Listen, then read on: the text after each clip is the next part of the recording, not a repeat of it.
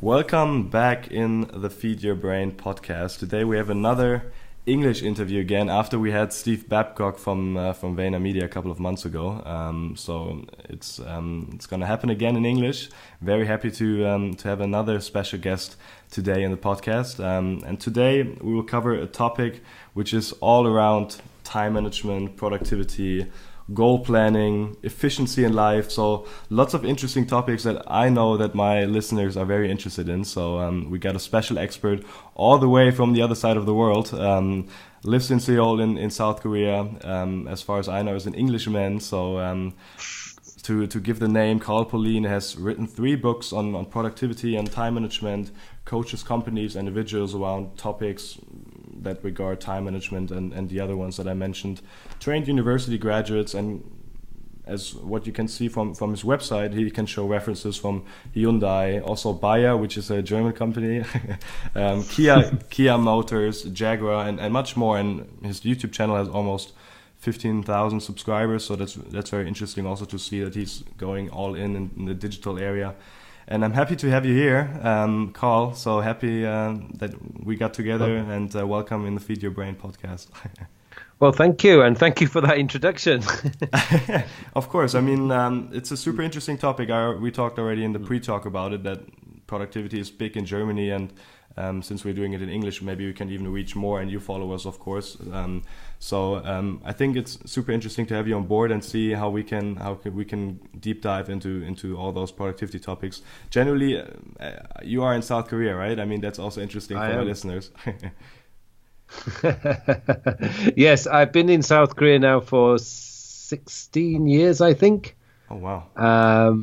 And I came in 2002, just after the World Cup, actually. I missed the World Cup by 1 day. Oh, wow. Was that on purpose, or? That was actually on purpose, yes, because I'm not actually a big soccer fan or football fan. I'm actually a rugby fan. Okay. Yeah. So soccer, interesting, but it's not my big thing. Which team do you support in rugby? I'm a Leeds Rhinos fan, which is the English Super League. Okay. We are the Super League champions at the moment, which is nice. The biggest problem I actually have is trying to find a way of watching the games over here in Korea. Right. Because there's no official channel there's no official channel that shows rugby. Oh, okay. Or Super League over here anyway. So I have to hope that somebody's posted it on YouTube and try and watch it before it gets taken down by the copywriters.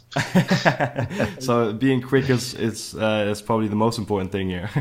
Yeah, you've got to be very fast. If the game is on Friday night, you've got about 24 hours before it gets taken down. So the classic problem in the internet. Yeah. But I managed to get them, so certainly the big games, so we're all right. Fantastic. I mean, but South Korea, like, do you have a Korean nationality, or how did it come that you go to Korea? I mean, it's.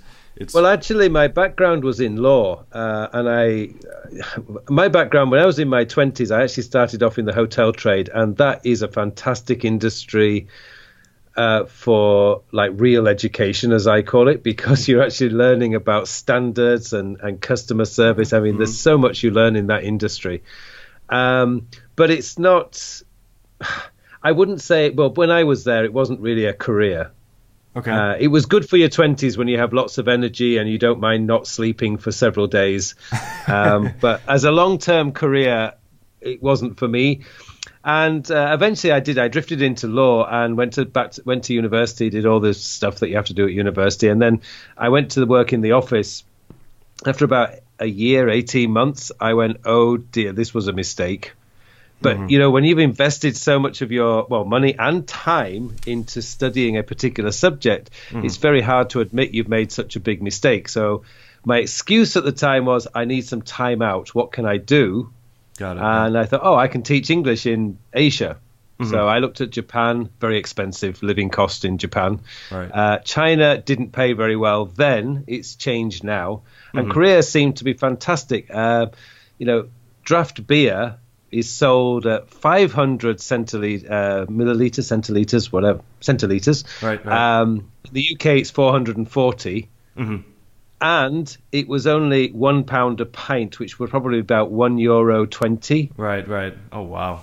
And in the UK, we were paying, well, you pay four or five euros a pint. 4 or 5. Yeah. Right. So it was a no-brainer, really.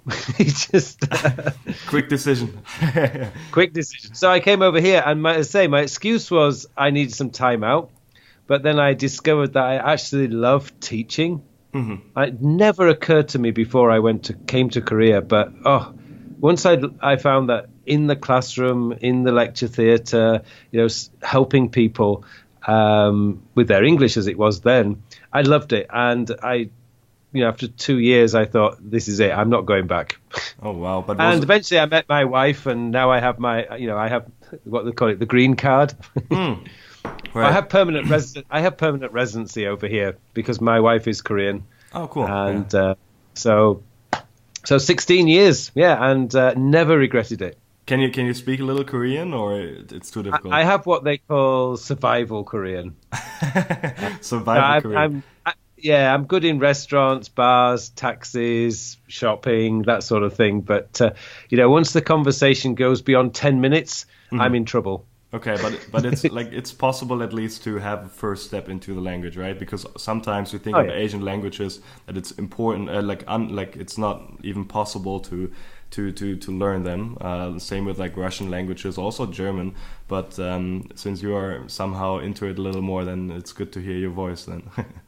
Yeah. Oh, it's Korean actually isn't a really difficult language to learn. The only thing is that Korean is a much more descriptive language than English. Mm-hmm. So they do have a lot more adjectives than we do, and trying to explain some of those adjectives when my Korean friends are trying to explain them, I go, I have no idea what you're talking about. But it's cool that you probably also grew a Korean friend base, which is nice if you come to a new country, and of course you met your wife, which is Korean, and somehow you get all the things that are around Koreans, and you get somehow into it, which is cool, and then you probably get used to the language a little better than if you're just a foreigner. Oh, you do. I mean, you can pick it up quite easily, and the Korean writing system is really easy to learn. Mm-hmm. Interesting. Because it's phonetic, so it goes by sound. Okay. It's not like Chinese, which is character-based, which I think I would have. I just couldn't learn Chinese writing. But Korean is very logical, and it's actually quite easy to follow and pick up. Cool. I didn't know that. That's interesting. Yeah. So it's all phonetic. So they go by sound. Mm-hmm. Interesting. So probably we should, as the listeners listen to, we should get a little more into the language, since I also don't know a lot about it. But how did this whole, when you came to South Korea, how did this whole productivity thing came up for you? I mean, you came to South Korea and you wanted to teach, but how did you know for yourselves that the productivity thing is something that you can teach and that you're an expert in and that you want to develop knowledge in? How did this whole shift came into place? Well, the funny thing is with productivity and time management, I got into that when I was in middle school.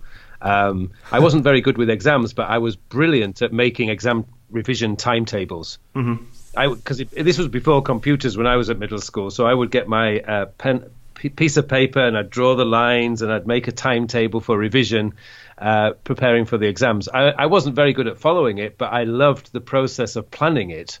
Got it. Interesting. So I've always been into it. And then Filofax, I think I got a Filofax for my 18th birthday. What's a Filofax? A Filofax, oh God, I am getting old now. A Filofax was really, really popular in the 1980s. It was like a leather-bound, well, it's a bit like a Franklin planner. Okay, got it.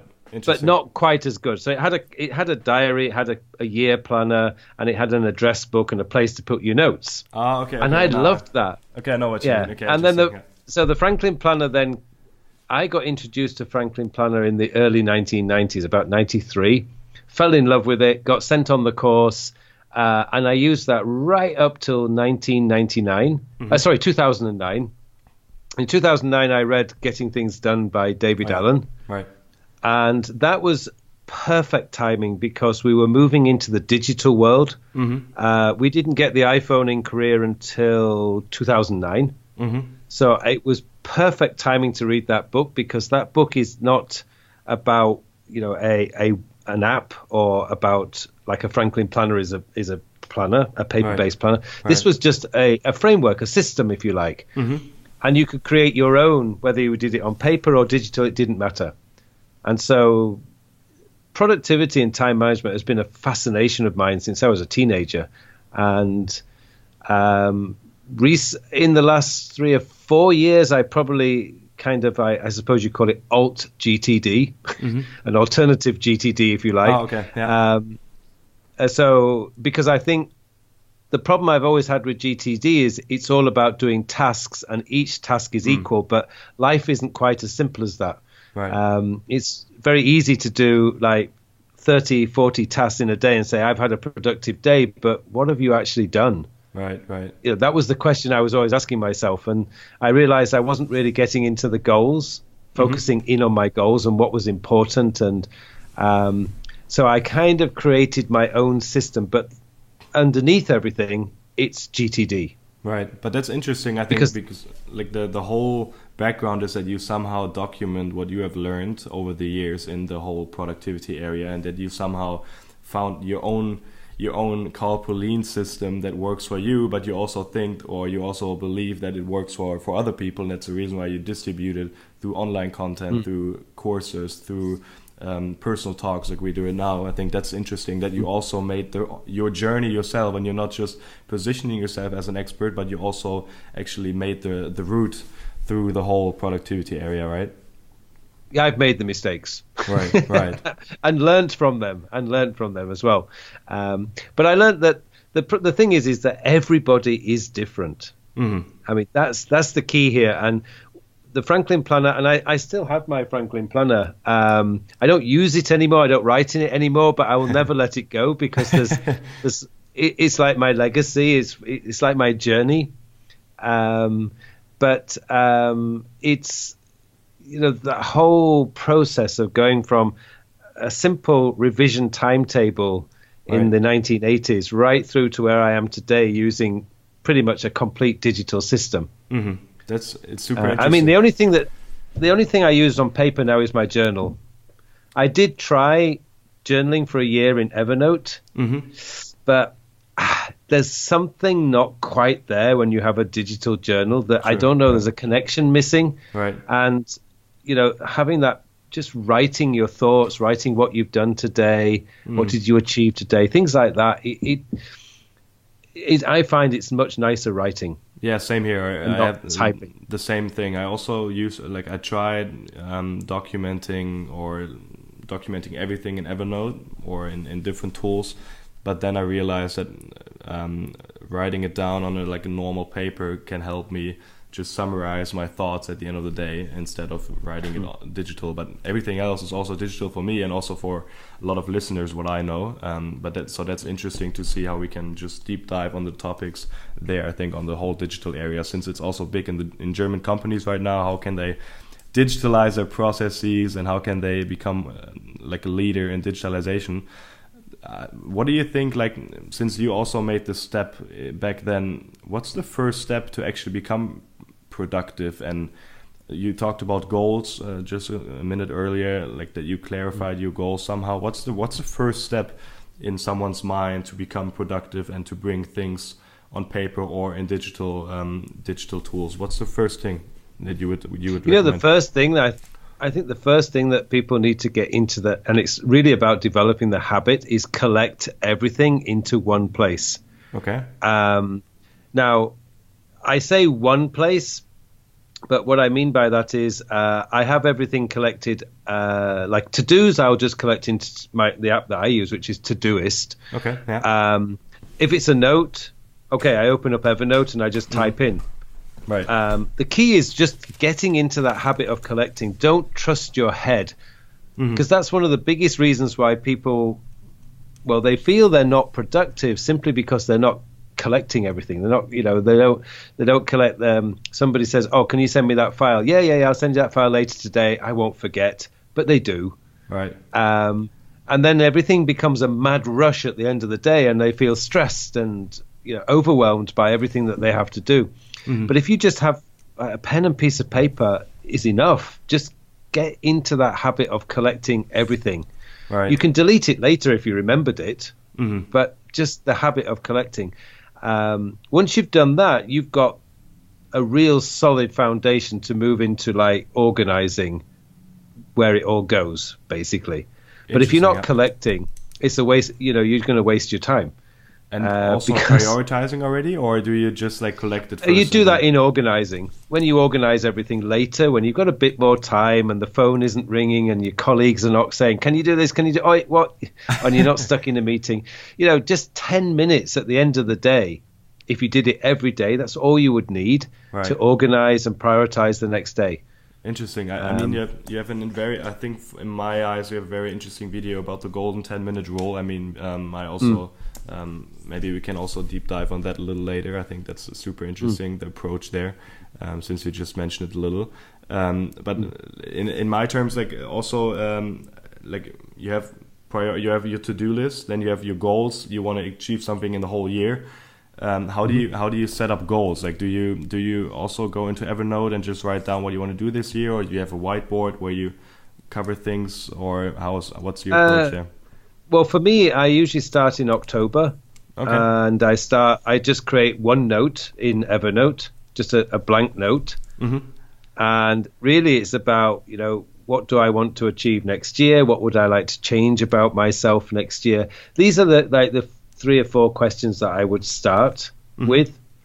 And then over the course of October and usually into November, I just add to it when I have ideas. Right. But it's about, for me, I've been doing that for years. So as soon as October comes, it's like my brain switches into that. What do I want to do next year? Interesting. But that note then is kind of I have a label called Incubator. And that's for notes that I'm just working on and ideas that I'm developing. But that note goes to the top. And I'm adding to it every day. And then usually in the final 2 weeks of November, I start taking it a bit more serious and then organizing what I actually want to do, because there's usually far too much on there for 1 year. And then, in December, when everything starts quietening down, end of year parties and companies are closing down for the end of the year, I know I'm going to have plenty of time to transfer what I've decided to do next year into Todoist. Right. Interesting. And I have a project called Goals, and I just develop it out through there. So for me, then every single day, I can bring something from my goals into my daily list. Interesting. That's fascinating. But do you you somehow prioritize your goals? So if you think, or are those goals measurable at the end of the year, or is it more like just like a high vision strategy kind of goal? Well, one thing that I've learned about myself is I am always late when it comes to goals. A good example is when I got back I was visiting my family in actually Ireland. My parents now live in Ireland. We're all from England, but they now live in Ireland. Ooh, that's difficult, isn't it? Yeah. Coming from England. The Guinness is very nice in Ireland. And the food in Ireland is probably a lot more calories than the food that you would get in Korea. So the weight went on, and when I came back in January and I weighed myself, it was like, oh dear. So I said, right, by the end of March, I will get down to my ideal weight, which is 80 kilograms. I was 87 kilograms when I got back, and I needed to get back down to 80. And March the 30th, I weighed myself, and I was like 82.6 or something. So I'm 2.6 outside of my target. But next week when I do it, I know I'll be down to 80. So I'm a month late, but I'm always late with my goals. So it's not. So it's also not like it's not as relevant to be on time, but it's more important that you get the things done in the year that you visualize, right? It is, and the thing for me was I still set those deadline dates, but between my wife and I, it's always the joke. Yeah, you'll hit that one next year. but you know, the date is still there. And the one thing I've learned is don't ever give up if you miss the deadline, because you will achieve it if you keep going. Right.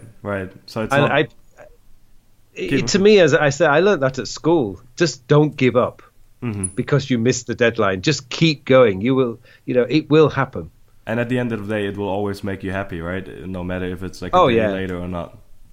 Yeah, I mean, the funny thing is I say my wife and I always joke about it now. At least, how late were you? Oh, I was only a month late this time. It's a good battle. Sometimes I can be 6 months late, but I won't give up. It's I'm just going to keep going until I reach that target. Cool. Yeah, it also gives you a little challenge in your partnership. I mean, that's also fun. Oh yeah.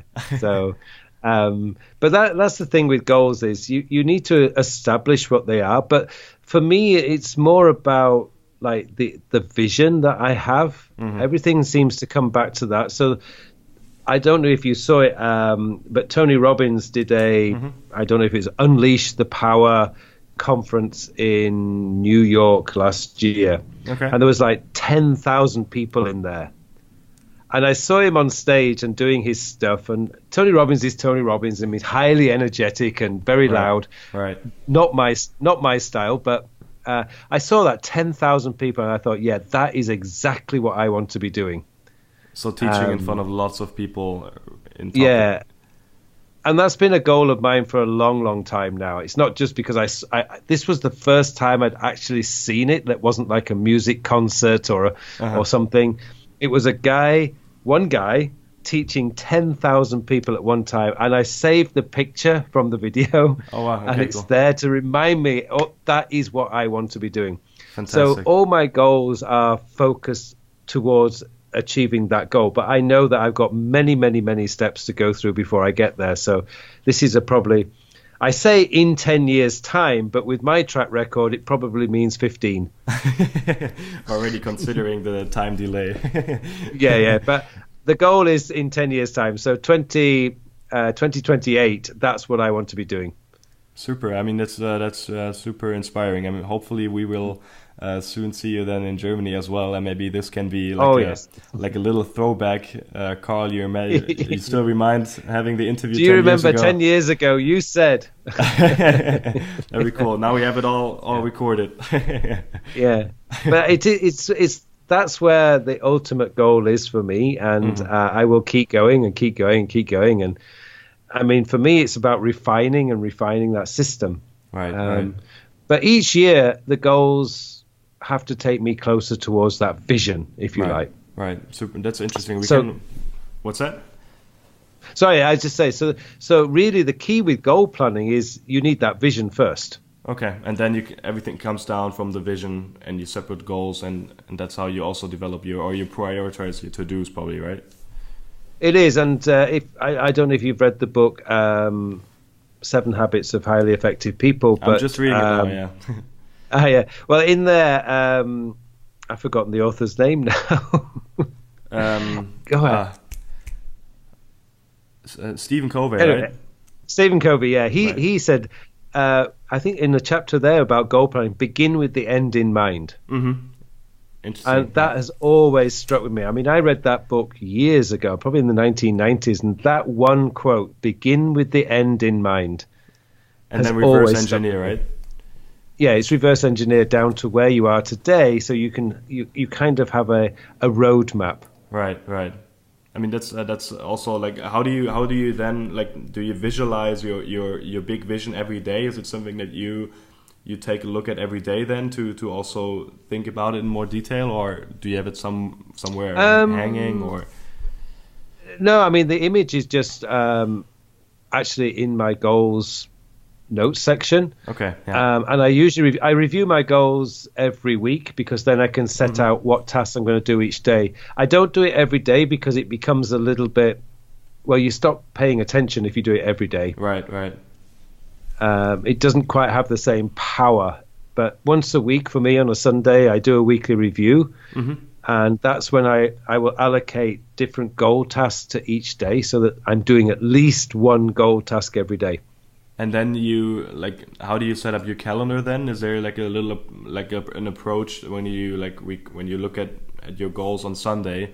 Do you also take a look at your calendar then, or already organize how you can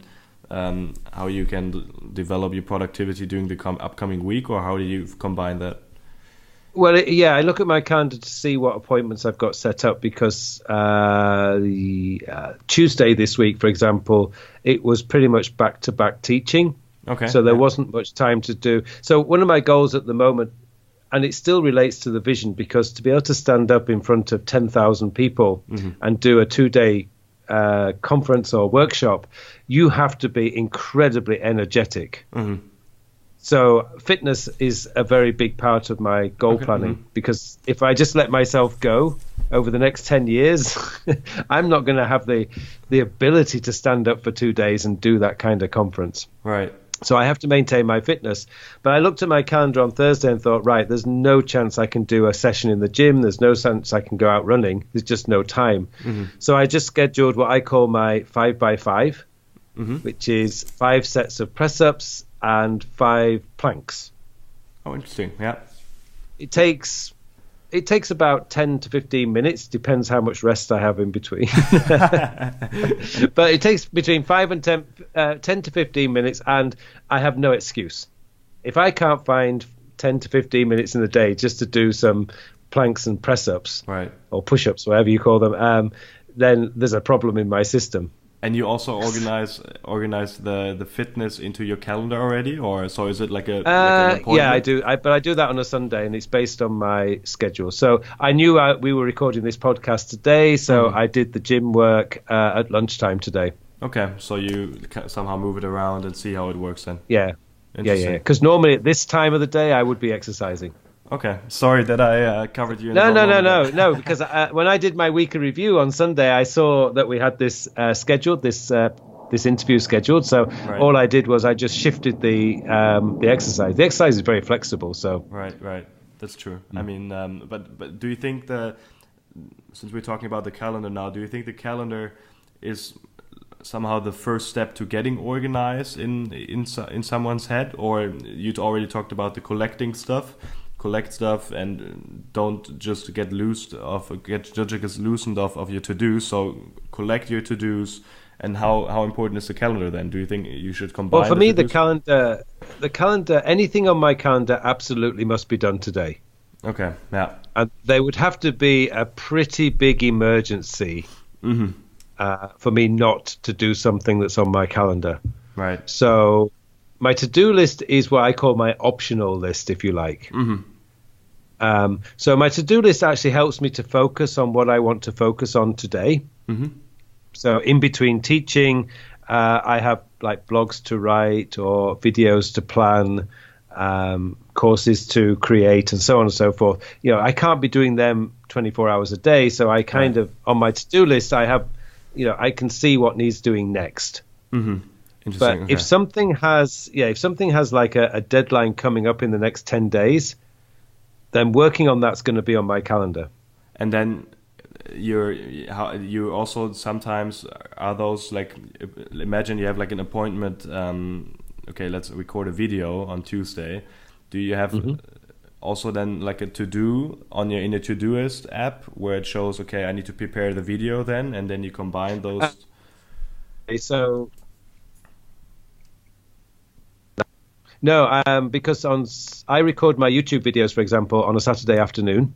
Okay. And that's in my calendar. So I've got 2 hours, 2 hours scheduled for that on a Saturday afternoon. And that's on my calendar. So it doesn't need to be on my to-do list as well. Right. But you schedule recording a video. Yeah, but the planning of the videos is on my to-do list, because that can be done anytime, anywhere, any place. Right. Okay. I just need my phone. That's but for me to record the videos, I need to be in a certain place to do it. Also, it's also like you also have like a difference between like location. Like location has an impact whether it is on the calendar or in the to-do list, right? Sometimes, not always, but yeah, sometimes. But in that situation, if I didn't schedule like doing the YouTube videos, I would probably find an excuse not to do it. Right. And then suddenly go, oh, I need to do them. And then you're panicking, and you know, it's not a good mindset to have when you're trying to rush these things out. Right, especially a video where lots of people can probably see it. I mean, your videos have up to, I think, 50,000 views, or I mean, that's quite, yeah. That's quite fascinating. Oh, the other one is like the blog post. When I write a weekly blog post, and that's scheduled for Monday 9:30 a.m. to 11. Okay. I schedule that, but the editing, which is a to do on a Tuesday, is not scheduled, because Tuesdays sometimes can be busy days, and I can do the editing on my phone or in a coffee shop on my iPad. Right. And true, I can write the blog post in a coffee shop or wherever, but it's on my at 9:30 on a Monday. I sit down, and that's when I write. Great. So that's interesting that you already scheduled all those things. It's the same here. So when I think about new podcast episodes, I also have them in a to-do list. But when it gets a little closer to, let's say, preparing for an interview with Carl, then it's also an appointment in my calendar to make it really to make it fixed, since it's an important thing for me. Then it's in the calendar. Well, that's what I was suggesting to some university students as well. They were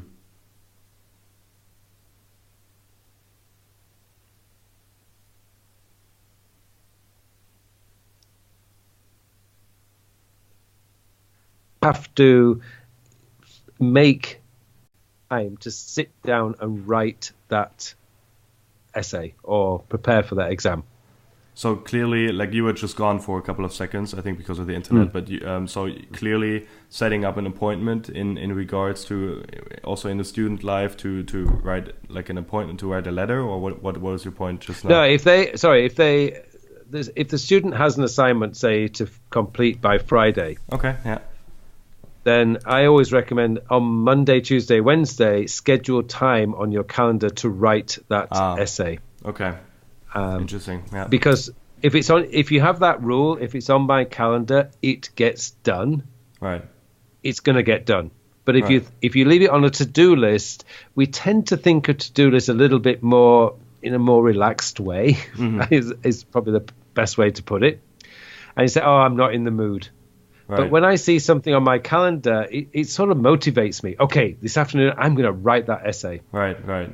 True. Oh, that's a great approach, because I do it the same way. Everything that's important, it comes to my calendar and not in the to-do list. What do you think? How important is the day before then? I mean, the day before, especially the night before, the evening before, to think about the next day. Is that something that you do on like a daily basis, to think about the next day, or how do you approach that? It is, because that's where the golden 10 comes in. I call it the golden 10 minutes. Now, to be fair, when you first start this, it will take you longer than 10 minutes. Right. Because you're going to be a bit slow and you have to think about what to do next. But once you get up and running with it, you look at your inbox, you organize what you collected during the day, and that's very fast. You think, okay, that's not urgent, put it into that project. I don't need that anymore.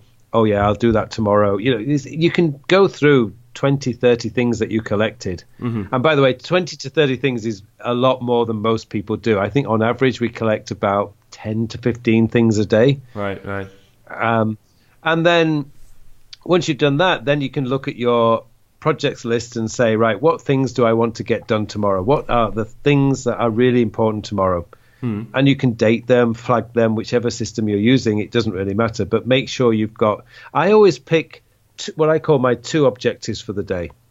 The 2 things that I really want to get done tomorrow. And they won't be on my calendar. How big are those tasks then? Do they have like a time frame? Can they be 3-4 hours? It depends on how. If it's a quiet day, so I know, like yesterday, Wednesday, I had no classes in the morning, so my first class was lunchtime. So I knew from 8 a.m. until 11 a.m. I had, for 3 hours? 3 hours to do some really focused work. So then I scheduled something. Okay, got it. what would you recommend then for somebody that is somehow in between? Like, let's say they have different priorities and they don't know how to set the priorities, and you do that the day before. What would you recommend somebody that is not quite sure how to prioritize or how to specify the task that somebody wants to do the next day? How should they approach the problem of prioritizing? Well, for me, it's always been instinct. Something tells me this is important, I must get it done. But for somebody really starting out, the best thing to do is look at your calendar. What's coming up in the next 2 weeks? Right. What needs to be completed in the next 2 weeks? Okay, and then from there. Those would be your objectives. But the thing about the objectives is I always try to include a goal task on there. So at the moment, as I mentioned, health and fitness is a goal task at the moment. Right. So today, it's not. I've already completed it, but do minimum of 20 minutes exercise today was on my today's objective. Right. And then you do it every day, right? I mean, that's like an obligation then for you, or you try at least to come. It is, but I don't exercise on Saturdays, my day off, so it wouldn't be on there on Saturday. Okay. Yeah. But Saturday could be something as simple as like do 3 quality videos for YouTube. Okay. I know it's on my calendar, but that's what I've decided is going to be my objective for the day. Right. And then I think your video about the 10-minute rule comes into play again that you just mentioned. Since I love the approach there, maybe you can share the insights on your video there. Of course, I can also link to your video, but maybe you can give a little insight or a little deep dive on the topic of the golden 10-minute rule, because I think that's somehow correlated to things that we just talked about. It is, and well, the golden 10 minutes is, as I say, it really only needs 10 minutes. And if you're starting out, it will take you longer, probably 20 minutes to start out with. But as you get faster at this, as you do it every single day, you will very quickly get into the habit. Okay, what did I collect today? Where does it go? What do I want to do tomorrow? What's my calendar saying? You know, those things that you're looking at. And all that should just take you 10 minutes. And then your day's planned for tomorrow. Also, you also take a look at the collecting stuff then, right? Just to interrupt you. Absolutely, because if you're not processing your inboxes, it's just it will soon fill up with stuff that you will never look at. So you need to do that. I try to do that every single day. Empty my inboxes. It really doesn't. It's 2 or 3 minute job is that one. Right. Deciding what I want to do tomorrow. Again, it's just maybe 2 minutes, sometimes a lot faster because it's obvious what I want to do tomorrow. And making sure that everything fits in with my calendar, because, you know, your calendar's telling you what commitments you have tomorrow that are like non-negotiables. Right. So all the other stuff you're fitting around the calendar. Interesting. Okay. And then you somehow the 10-minute rule just means that you actually comprehend all the stuff that you have, the collected stuff, your possible appointments on the next day. You look at your to-do list, and then you somehow combine all the relevant information that you have and see how that's going to work out in the next day, right? Yeah, and basically, it depends on what to-do list manager you're using. Right. And even if you're using a paper system, all you do is flag the 2 things that you really want to get done tomorrow. And and you just make sure you do them. Right. And why do you are using Todoist? Why do you think that's like the best approach for you on that regard to collect to-dos and organize them and filter them? Well, Todoist, I was attracted to Todoist for 2 main reasons. Was the design of it was just gorgeous. I love the way the designers put it together. But the main reason is that it's very simple. And I hate complexity. I think I have an allergy to complexity because my brain just shuts down when something gets complex. Right, same here. So with Todoist, it's a very, very simple approach. You've got an inbox where you can collect everything. You've got projects where you can actually add all the stuff that you collected to the right projects. If you want to use labels, and if you're a GTDer, as they say, a GTDer, you will want to add labels or context. So it gives you that option. And for people like me who like to get a bit geeky sometimes, we've got filters. So we can play around and create lists out of all sorts of weird and wonderful things. So for me, Todoist it ticks all the boxes for me. A lot of the other apps that I've used OmniFocus and Things 2, not Things 3. I loved them. They were great, but I was always playing around, or there was always something that I couldn't do that I really wanted to do. But Todoist does everything I want it to do. Cool. And we have a good German alternative for all the German listeners called Wunderlist.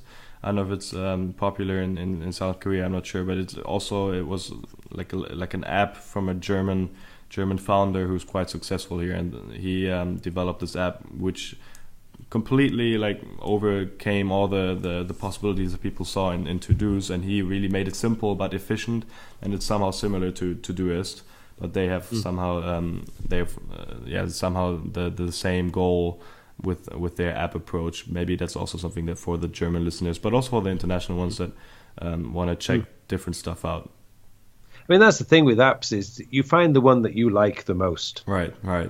Because I know that Microsoft OneNote, for example, is just as good, and in some ways probably better than Evernote. But I've been using Evernote for 9 years now. Oh wow! And it just wouldn't be worth my while to switch to another Notes app, not unless something came along that was like 1,000 times better. Right.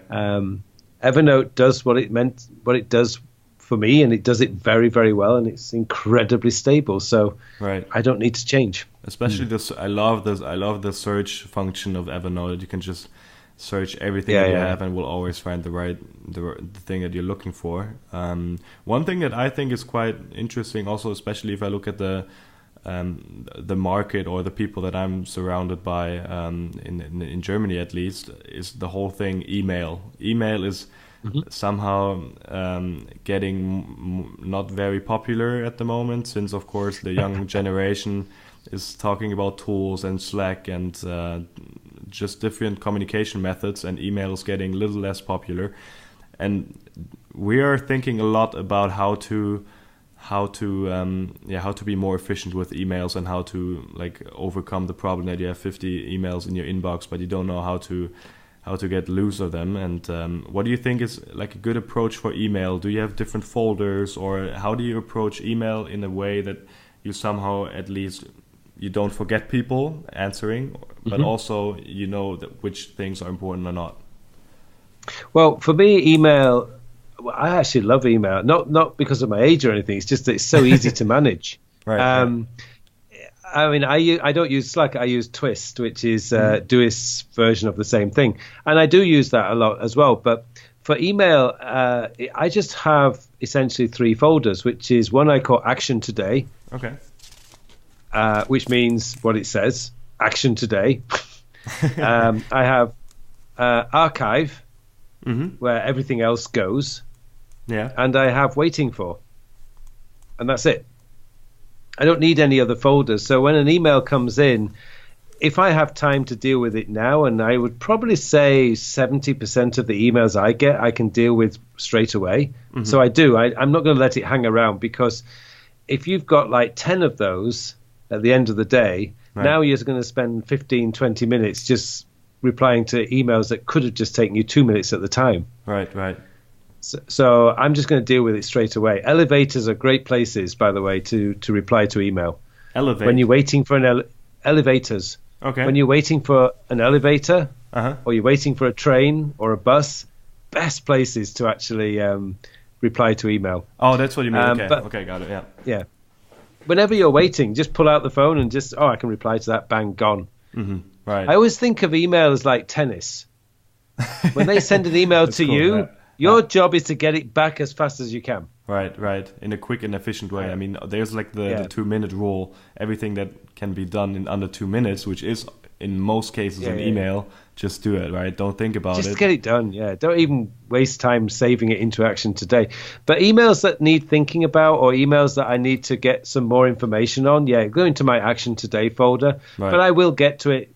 I have this rule that I set for myself, which is reply within 24 hours. Right. Interesting. And these days, because of the YouTube channel and because of the various other things that I do get a lot more email than I used to do. But I've never had a problem dealing with it within 24 hours. And I get some wonderful questions that are really difficult to answer. And I look at the question and go, that's not easy. So I usually say, okay, I've got a bus ride coming up. I'll think about it on the bus. Right. So usually by the time I get home, I've got the answer, or at least a way that I can answer it. Yeah, and I mean, it's another way of social media, or like a big advantage that you get questions from listeners or from people that watch your videos that you can directly use again for another video. I mean, that's the great advantage of social media. You can connect and interact with people, and you can also use it again for your content. I mean, the same thing happens here. What actually comes into the waiting for folder then? Well, usually if I send an email out and I'm waiting for a response. Okay. So if I'm trying to set up an appointment with somebody, for example, I'll sort of send an email out saying, would Thursday 4 o'clock or Friday 6 o'clock be okay for you? Right. As soon as I've sent it, I drag that email into my waiting for. So instead of a send list, you have your waiting for folder, right? Or you also have a send folder? The sent list is there because it's just automatically generated by whatever email client you're using. Right.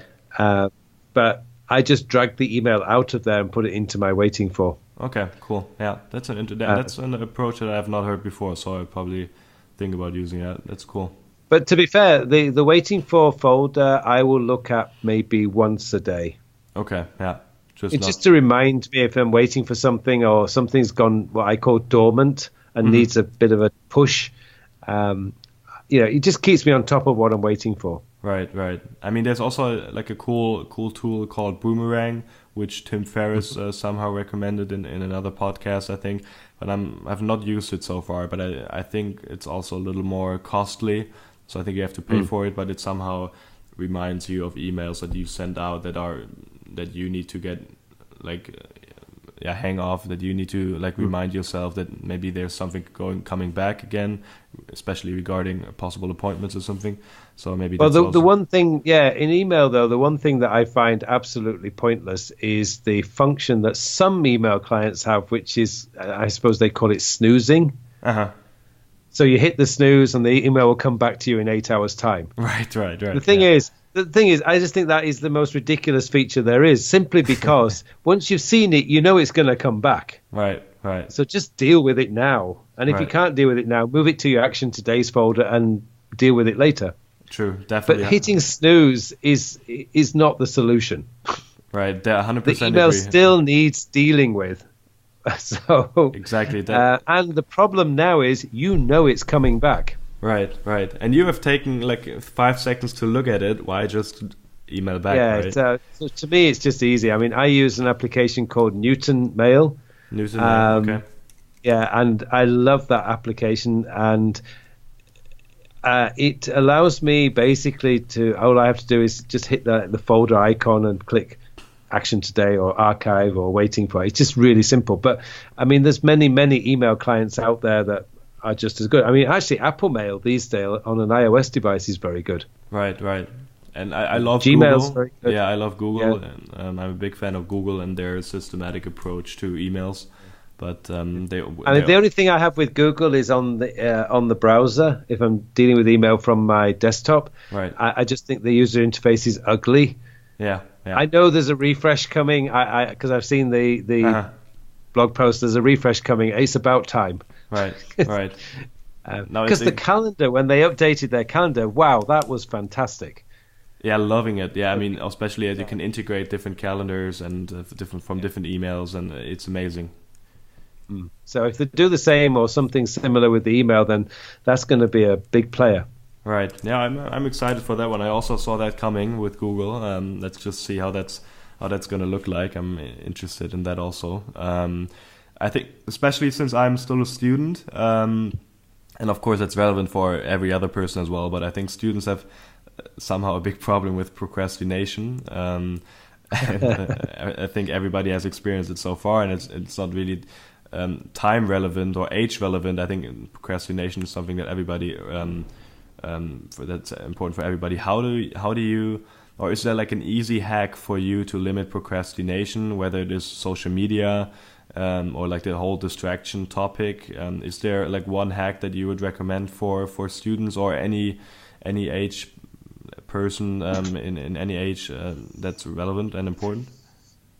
Well, the first thing I really should say, procrastination is not actually that bad. People think it's bad because it means you're not doing any work. But sometimes to come up with a really good solution or to come up with a really good idea, your brain is just going to go naturally into a procrastination mood. Right. I think I had one actually probably Tuesday this week. I really didn't actually get much work done. But when I woke up on Wednesday morning, my head was full of so many ideas. I had to spend the first 20 minutes of the day just capturing them all, typing them all out. In the end, I created an Evernote note. But so whilst it would be easy for me to say, Tuesday, I just procrastinated all day. Actually, to me, it was very positive procrastination because the ideas that came from it. But if you are, say, under the deadline and you really have to get something done and procrastination is stopping you because you pick up your phone, you're checking Facebook, Twitter, you're playing with WhatsApp and everything. The only thing is, again, is go back to the calendar situation. What goes on the calendar must get done. So if you've scheduled writing an essay between 2 p.m. and 4 p.m., that's what you do. Right. But if you want to check your email or your social media after every 30 minutes, that's okay. I mean, I wouldn't have a problem with that. Right. But just make sure that you're doing like 25, 30 minutes of solid work, then stop, look at your phone if you want, and then say, right, back onto it, another 30 minutes. Actually, that break, that little 2 or 3 minute break while you check your social media, I think is not that bad for you. Right. It can also give you a little new perspective again, right, on your learning or whatever you're doing. It is. First, I would always say to people, don't always think of procrastination as a negative thing. There are going to be days when you feel I didn't do very much, but you wait till the next day. Right. Or your brain has just gone into a state where it's just coming up with ideas and solutions. And for students particularly, you might find that you're stuck on an essay point. You're not thinking, what angle am I going to write this essay from, or how am I going to structure it? You find that maybe on that day you don't get much done, but the next day the answer comes, right. And you're off. And sometimes it helps just to sleep a night over it, and the sleep will help to get you into the mood of writing again.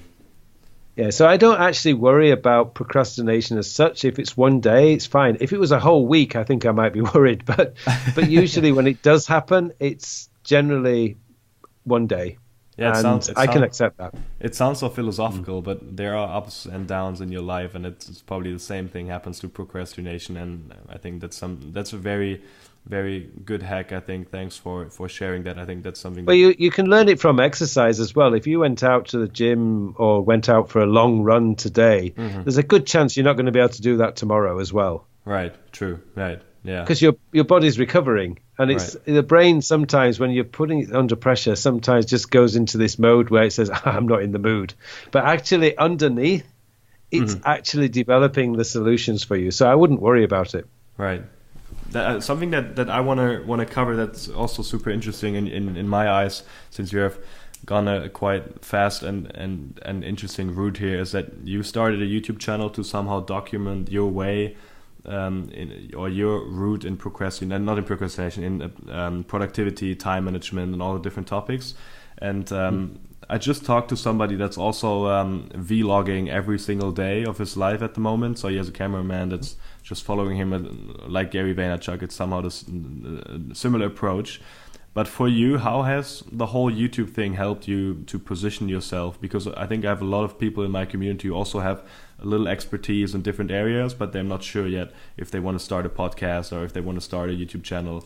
And I, for myself, can always say I can only recommend it. But what has happened to you after the start of YouTube? Was there a change in your life? Were people approaching you in different ways? Or, I mean, we got in touch because of that. But what? How would you describe your experiences so far? It's been fantastic. It's been a wonderful experience. I mean, I actually only started doing it because I really wanted to learn how to do video. I teach, and I've been. I mean, my first teaching was English, but now I'm also teaching productivity and time management. Right. But 2 years ago, when I started the YouTube channel, I think for the year before, I actually realized that by 2020, most of our teaching will be online. So I need to get comfortable in front of the camera. Right. So I thought, okay, let's start a YouTube channel. What subject? Well, English, for example, is just wow. I mean, there's so much stuff on English out there. I just wouldn't even know where to start to have a unique position. Right. So, but my other interest, obviously, at that time was also productivity and time management. And I loved Todoist, and there wasn't that much on YouTube about Todoist. So that's where I started. And it quickly caught on. Right. People were responding and asking questions through the channel. And so it changed in the sense that it became bigger than what I expected.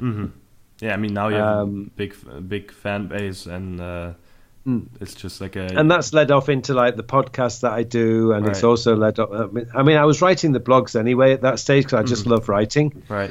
But yeah, the YouTube channel it's great fun, and it's challenging at times because sometimes I'm thinking I have no idea what I'm going to record this weekend, but something always comes up.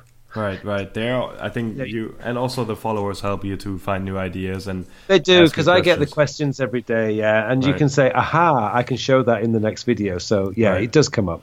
It helps, but and it's scalable, right? I mean, you can not just feed one person; you can feed 100 people for one question. Yeah. I mean, that's interesting. How much? But the only thing that I was going to say, the only thing that I would point out though is.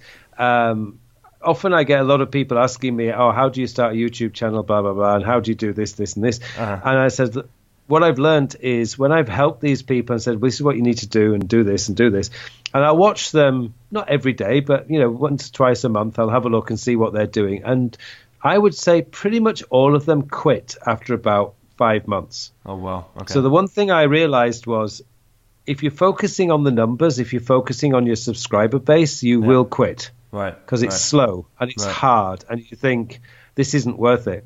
Right. But the ones who win at the end of the day, the ones who start getting the big following, are the ones who don't quit. They're doing the video because they love putting the video out there. Right. I mean, if you enjoy making the videos and you love that process, you will be successful. Right. Now that's cool here because I can 100% agree. I mean, I started the podcast 2 years ago.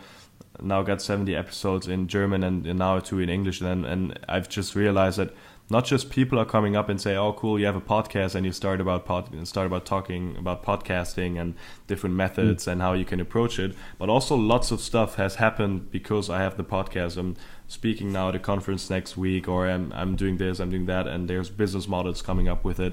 And by just starting one thing, there's a lot of things coming up, but you just have to have in mind that there might be like a little time to where things can happen. So I think at least stay at it for at least 1 year or 1.5 and see how things go, and then you can develop things around it, right? I mean, for me, the YouTube channel led into the online courses. So, as you say, a business model suddenly appeared. Right. But had I not learned how to do the videos on YouTube first, I would never have known how to create online courses. Exactly. How much time goes into this for yourself with YouTube? Is like recording and then editing and then uploading it? I think it's about 5 hours a week to do the 3 videos. Okay. It's 2 hours of recording and it's about 3 hours of editing. Right. Okay, that's fine. I thought it would be more. Okay. Yeah. Cool. Well, it does. I mean, that doesn't include the planning because the planning can take a lot longer. Right. That's true. Yeah. Because what I have to do is I always have to remind myself that I never wanted to do the videos for the power users because the power users know more stuff than I do, and they can go into coding and URL callbacks and stuff that I do not understand. Right. What I want, my target audience are just everyday people who just want to use the technology for what it was designed to do. Right. And that's also a great approach. The power users, as I say, they know far more than I do about hacking tech. I have no idea how to do that. And I mean, you always reach your people that are interested in your topic. So that's also something that I learned. Now I think to somehow finalize a little, I have like the brain feeder section, which is more or less like questions and answers, since the podcast is called Feed Your Brain. Of course, the brain feeders is like the last thing that we cover. How do you feed your brain? What kind of content do do you develop, or do you recommend for people, or what is there like one book that you recommend that brought you further, or is there one podcast that you listened to that brought you further? Well, the biggest book in terms of time management and productivity has got to be Getting Things Done by David Allen. That's just for me the, if you like, Bible of productivity for today. Mm-hmm.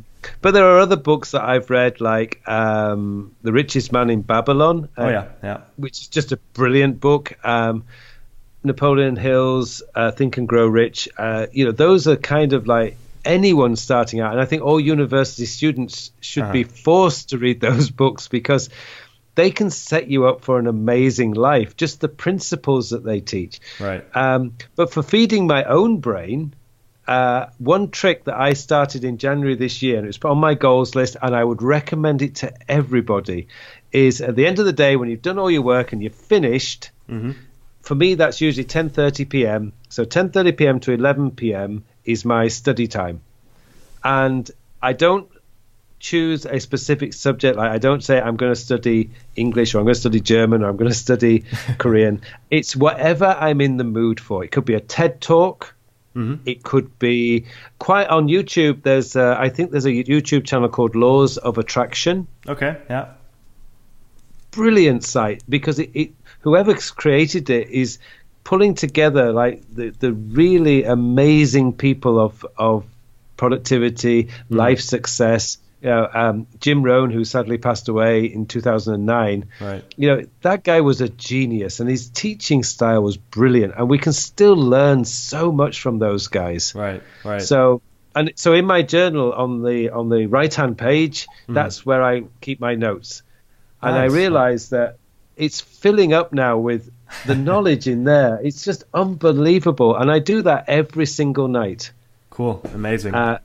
When I started, it was Monday to Friday. I didn't do it Saturday and Sunday, but I love it so much, and I'm seeing the benefit, the positivity in my mind when I wake up in the morning. So now I do it every day, and I love it. That 30 minutes, it's whatever I'm in the mood for. Fantastic. Thanks for sharing that. I mean, that's super inspiring. Routines, is there anything that you do every day that's somehow part of your day? The morning coffee, of course, you said the gym is something that you do. Drink my morning coffee. Actually, my morning routine, which goes against what most experts tell you not to do. I like to make my coffee in the morning. I sit down at my desk and I check my email. Something the reason now, to be honest with you, the reason I do that is because I never get bad news email. I don't have a boss who says, I want you to send me that report in the next 30 minutes. Okay. If I was in that kind of environment, I wouldn't check my email first thing in the morning. But for me, it's newsletters, it's student questions, it's comments on YouTube channel, and sales of books or online courses. So it's, to me, email in the morning, 20 minutes. I love it. It's with that cup of coffee. It's fantastic. Fantastic. Great. What would you say to the 80-year-old Carl, if there's one recommendation that you can give now, since you have some experience now in your life, since you did different stuff now, when you look back at your life, what would you recommend to the 18-year-old Carl in 2 sentences? Yeah, it's so funny you asked that question now, because one of my former school friends pointed out to me today that when I was 16, 17, I was one of the top 1,500 meters runners for my age in the UK. And he said, what happened? And I went, that is my biggest regret. I stopped competing in track and field. Seriously, when I was 18, I discovered beer, girls, and pizza. That's what an Englishman does. That was the reason. That was the reason why it happened. But I was stupid. But then I realized that if I had to give my 18-year-old advice now, is don't quit. Cool. Fantastic. Great. Because that philosophy, well, it's not philosophy, but that rule, don't quit. If you really want to do something, just keep going, because even if you don't reach it, something special is still going to happen. Right. There are things going to come. Same thing with the YouTube channel, and I think that's a great ending. Thanks for sharing that. Carl, I really appreciate it. We almost went over. Oh, we did actually. We went over an hour. I think you got some editing to do. No, which was just caused by great content and your passion for all the topics that we mentioned. I really appreciate it. If you're in Germany, or if we can make like a productivity time management event here, I know. Let me know. I've got to come over there. I do. You have to just let me know, and if I'm in South Korea, I will give you a text, and we'll see if we can make it happen. Indeed, yes, nice. That's a good idea. Thanks, Carl. Really enjoyed it. You're welcome. It's been a pleasure. Likewise.